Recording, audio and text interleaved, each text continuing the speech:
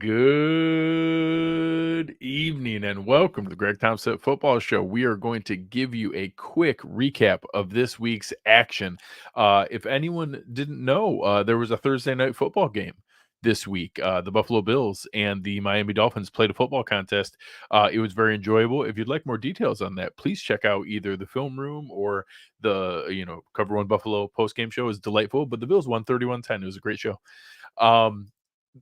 The upset of the day, you heard Chris and I even talked about this game last week in that, hey, this is kind of the get right game. Everybody had an awful lot of people had the Ravens in their eliminator picks. The people who didn't get knocked out in week one by the Bengals being upset by the Patriots here. And this was even tougher because the Ravens, like, they lost, it's 26-23, but they had a 10-point lead. They were up 13-23 or yeah, 13-23 in the fourth quarter, and just multiple possessions and opportunities to put this away. And they ended this game after their touchdown. Like, nice drive, touchdown drive, go up 10 in the fourth quarter against the Raiders. That's a win. You're done. The Raiders aren't coming back from 10 points. And you get a field goal, Ravens go 3-and-out punt. Raiders get a touchdown, Ravens go 3-and-out punt.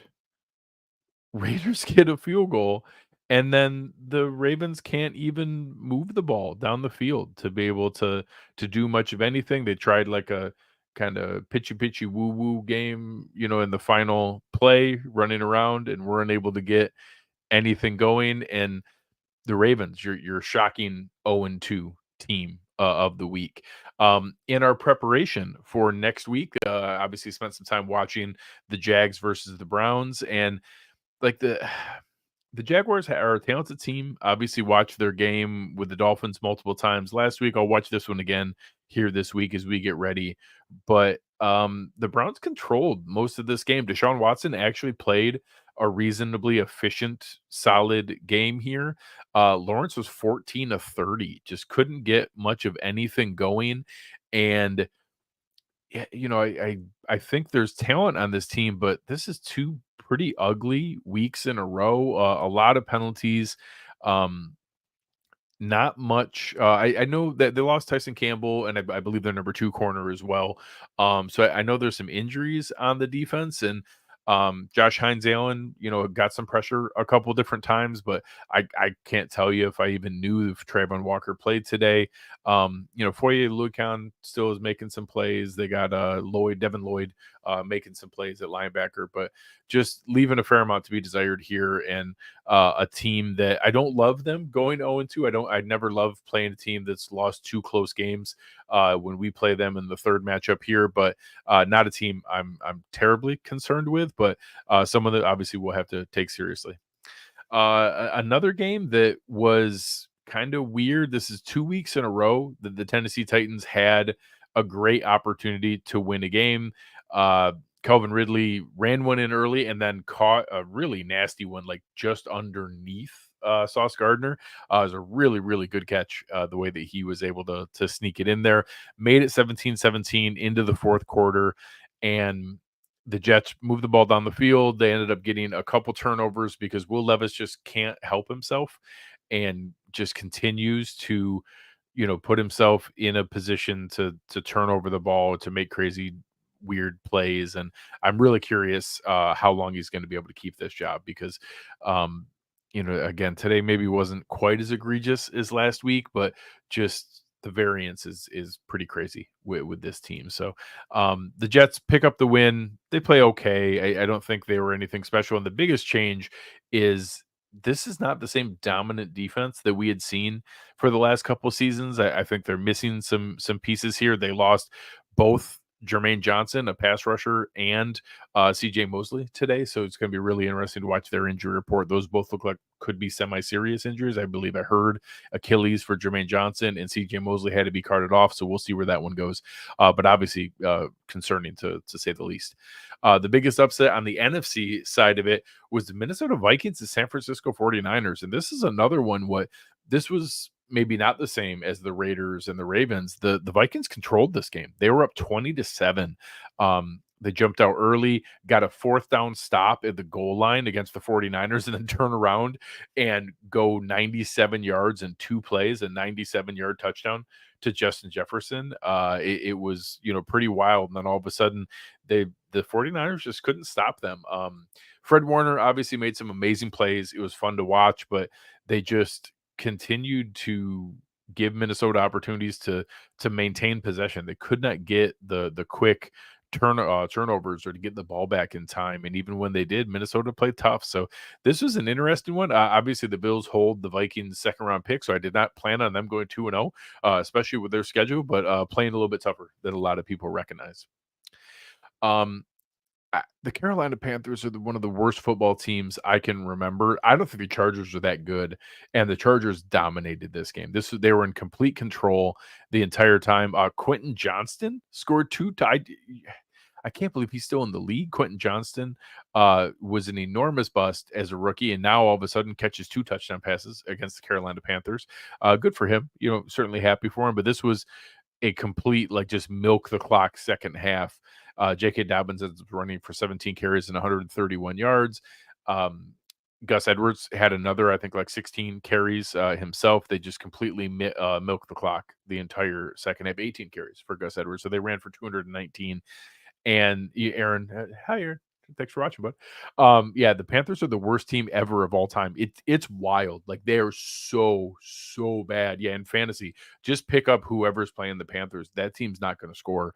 I very sincerely think we could have an 0-17 situation here. They're going to need something super fluky to happen to win any football game because they just get dominated at the line of scrimmage on every single snap. It's Bryce Young does not have a chance. These running backs don't have a chance, and their defense just gets destroyed every single snap. It's really, really rough. Another one that, this Patriots team is scrappy. They took the Seattle Seahawks to overtime. The Patriots played tough this entire game. Jacoby Brissett was playing tough. Antonio Gibson had some wiggle. Reminder Stevenson was running tough and playing hard. I know late as the week went, Kenneth Walker was a scratch for the Seahawks, but Zach Charbonnet came in and played pretty tough.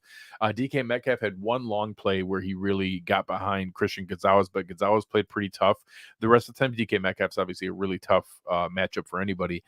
But this was a game where I kind of expected the Patriots to have that little bit of a letdown breather after they beat the Bengals in the week 1, and they played Seattle really, really tough here. So it took them to overtime. Seattle got the win, but this Patriots team is I'm going to describe it the same way I said in the preseason. I don't think they're going to win a lot of games, but they're going to ruin some team seasons. There are some teams that are going to expect to win going against the Patriots, and they're going to lose, and they're going to get punched in the mouth, and they're going to lose 16-13 and ruin somebody's seeding at the end of the year because this team's going to play tough all year long. So we'll see where that one goes. Seattle goes to 2-0, not their greatest performance today, but they figured out a way to get the job done. The juggernaut of the season, the New Orleans Saints, 2-0, 47 points last week, 44 points this week. They scored freaking 91 points on the season. Take it to the Dallas Cowboys in Dallas, completely smack them around, and they had 35 points at halftime. At halftime of this game, it was 35-16. It was just an unbelievable butt kicking. Alvin Kamara had 3 touchdowns at halftime, got a 4th one in the second half. Raheed Shaheed with another bomb from Derek Carr. Derek Carr, 11 of 16 for 243 yards and 2 touchdowns.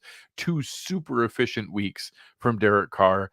3 rushing touchdowns from Kamara. Rashid Shaheed looking like a great deep threat. And the Cowboys, even in garbage time, the New Orleans Saints defense played tough here. I was not a believer in this team. I still don't know if I'm a believer in this team, but I guess they scored 91 points in 2 games. I don't know how you don't take them reasonably seriously here and still harassed Prescott in this defense. Other than the 65-yarder from CeeDee Lamb, like, the Cowboys couldn't do anything. And as Aaron said here, yeah, the Cowboys are once again fraudulent. Like, man, like, this is I just did not expect. I didn't expect the Cowboys to look this bad, but I certainly did not expect the Saints to look this good. That's wild, and they're obviously the biggest shock to be 2-0, and certainly at the degree to what they are. They've outscored their opponents by 62 points in 2 games. This is absolutely ridiculous. Absolutely ridiculous.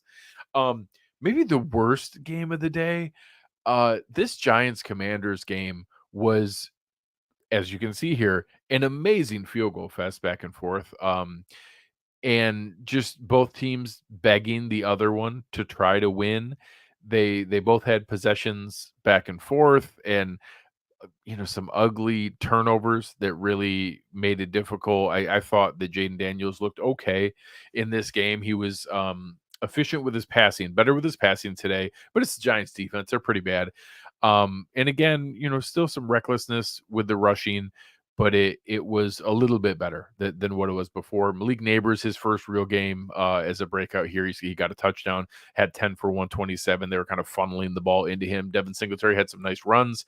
But this was a game where they were just daring each other to try to win. Someone had to win this game. And I think both these teams are going to be drafting at the top here, and the Giants probably won by losing in the grand scheme of things. One of the more entertaining games of the day, the Tampa Bay Buccaneers and the Detroit Lions. This one was a fun one to go back and forth, and Baker Mayfield continues to play tough, certainly still in the minds of many around Cleveland as they see the Buccaneers go to 2-0 and the Lions, many people's favorites in the NFC. A lot of people's sneaky Super Bowl picks now had a little bit of struggle here with the Buccaneers. They controlled this game. They were able to continue to just maintain possession. And again, as the Lions are trying to get back into this game, you see, towards the end, they were able to, just kind of hold off just enough to be able to keep it going, get turnovers from Jared Goff, and be able to kind of figure out just enough to be able to hold on here and get the win. And another fun surprise 2-0. Of course, in the NFC South, you're going to have multiple 2-0 teams with the Saints and the Buccaneers, both 2-0, and Atlanta playing tomorrow night on Monday Night Football. A game that, again, Chris and I talked about this on Friday, and I think I picked up the Colts defense because, hey, they're playing Malik Willis. He can't throw the ball. I'm pretty sure that Gus Bradley and the Colts defense knows that he can't throw the ball, so we should be good. You should just be able to stack the box and go through there. Instead, what we saw was the Packers ran the ball 53 times for 261 yards. They got 5 yards a carry on 53 carries. It's unbelievable that the Colts just could not stop anything that they were doing. And honestly, credit to Malik Willis. He did throw the ball 14 times, 12 of 14. He obviously had a ton going in his favor with how heavy the play action was because they were running the ball so heavily. But good for him that he didn't make any bad decisions, didn't force any balls, completed 12 of his 14, got through a touchdown pass. Kenny Moore was real close to picking off the touchdown pass that he threw, but he threaded it through there, was able to get it and to be able to complete that pass. And good on Malik Willis. He made it happen today. Again, Anthony Richardson continued to be the highest variance player in the league here. He fumbled twice, both got recovered, so that didn't count as a turnover, but he threw 3 interceptions. Only had 37 yards rushing today, wasn't able to get anything really going in that direction as much as he was in the previous game, and just too high a variance. Chris and I actually took turns trying to figure out what the actual term for it. Maybe variance isn't enough for what he brings there. We threw around scattershot, vacillation. We'll see. We'll come up with what the right term is for what Anthony Richardson brings to the game here. But right now, it's not good. It's not good. It's not going to be able to get the job done. In the 4 o'clock games here, a shocking beatdown with the Cardinals just thrashing the Rams. Maybe the Bills are sneaky good. They were able to beat the Cardinals, and the Cardinals came out and just thrashed the Rams today, 41-10. Shout out to Marvin Harrison Jr. Got shut down by Christian Benford the week before, 1 catch for 4 yards. Comes out this week, I think he had 4 catches for 130 and 2 touchdowns in the first quarter. So credit to him to be able to do that. In this game, I know I haven't heard anything further, but Cooper Kupp left at halftime. I heard that he was in a boot. after the game. So obviously something to watch there. But the Rams, there's a lot of injuries here. I know they lost like three of their starting linemen. That was looking pretty rough here. So some ugly stuff there from the Rams and the Cardinals. So we'll see where it goes. Chris with a strong submission here that we're going to call Anthony Richardson spasmatic. I think that is the proper term. That's great job by Chris. So again, the Cardinals looking tough. Really good game here. An ugly one, but Pittsburgh wins ugly. It's what they do. They win 13. They go 13-6 to go up 2-0. Of course, the only undefeated team in the NFC or the AFC North is the Pittsburgh Steelers. Everybody had the Ravens and Bengals at 0-2 and the Steelers at 2-0. Of course they did. They let Bo Nix beat himself, and they did just enough to be able to get the win here. Justin Fields played within himself, 13-20. Nothing special, but got the job done. And that defense is tough. That defense is nasty. Cam Hayward, T.J. Watt, Minka Fitzpatrick, adding Patrick Queen, like that's a tough defense, and they're doing the job right now. So we'll see where that one goes. And the game of the day. The Cincinnati Bengals lost to the NFL officiating crew as well as the Kansas City Chiefs in this game. The Bengals shot themselves in the foot plenty. Ugly fumble from Joe Burrow. They got returned for a touchdown on a critical 4th and 13 where they're going to get off the field and win 25-23. The Bengals defender got there a split second early, and the ref threw the flag. It's one of those plays where by the letter of the law, I guess it is defensive pass interference, but man, on 4th and 16, that is a really tough call to make. And one that, Chris said it before the show. If, that happened to the Bills, I would want the flag. If it happened against the Bills, I'd be furious and wouldn't want the flag thrown.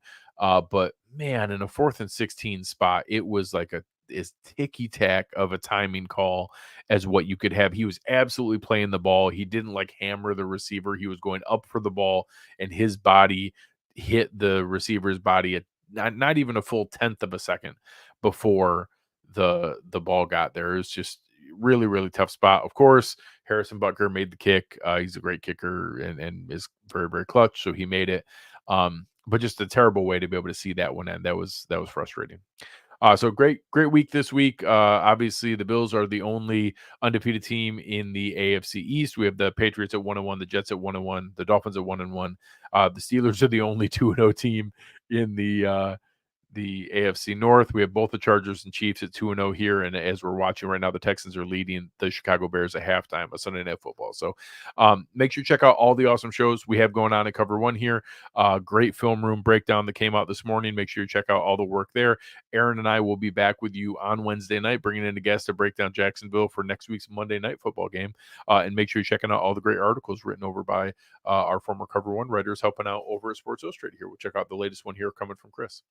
All right, guys, thank you very much. This has been fun. You've been listening to the Greg Tompsett Football Show, and we are out.